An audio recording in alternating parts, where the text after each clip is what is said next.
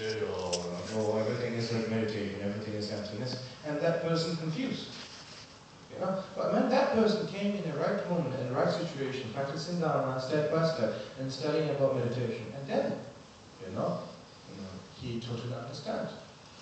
And sometimes we have to go beyond the knowledge, beyond the belief, beyond in what we see. It's really important for all of us. I'm not trying to brainwash you, but I'm just trying to share with you. Yeah?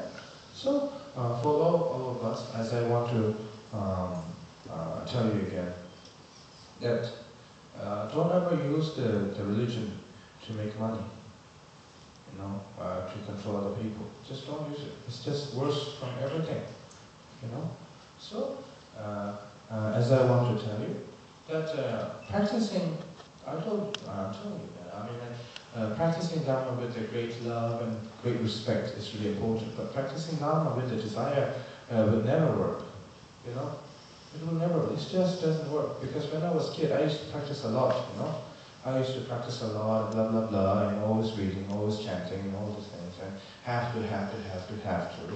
And, with the desire, with, I have to chant mantra, 100,000 mantra I have to finish, almost like eating the mala, Some Buddhist practitioners, they are almost eating the mala, finish, I have to finish. Practice will never finish. Many people said, I finished this practice, that practice, this practice, that practice. What did you get to? You haven't finished everything. It's just preliminary practice. You're doing full foundation. I've done all these things. Practicing is not like an army soldier rank. It's not like that. It's about how you manage with your practice. Because every single people, they have the idea of chanting more. Practicing will never finish till you reach the path of enlightenment. The path of enlightenment is the true meaning of happiness, which is within yourself. Even Jesus Christ himself, he said, the bright light is within your heart, and that is something that you have to recognize by yourself. All the religion are saying, to benefit others, to bring a happiness within yourself. Because we always depend our happiness to others. We always depend our happiness to something else. And that is not the true meaning of happiness.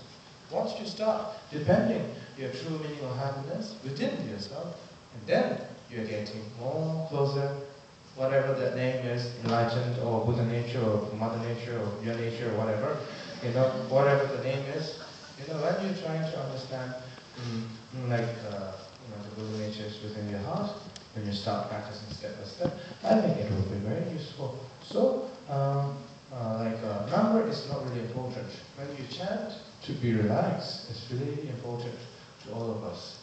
So, many people think that, the first level practice, second level practice, third level practice, and then at the end is like a mudra, like emptiness, nothing to do.